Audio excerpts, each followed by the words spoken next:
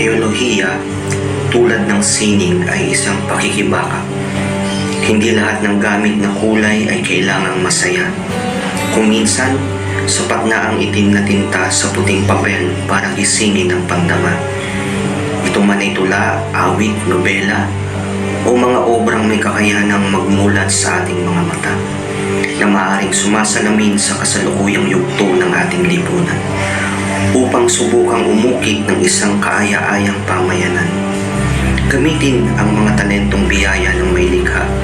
Sa pagsusuri at pagtatanong, hayaang humantong sa pangunawa at sa mga turo na makapagpapalaya, hindi lamang ng sarili kundi pati na rin ng kapwa. Mangarap at kumilos para sa isang kinabukasan para sa mga susunod na kabataan upang patuloy na magningas ang winikat na sila nga ang pag-asa ng bayan.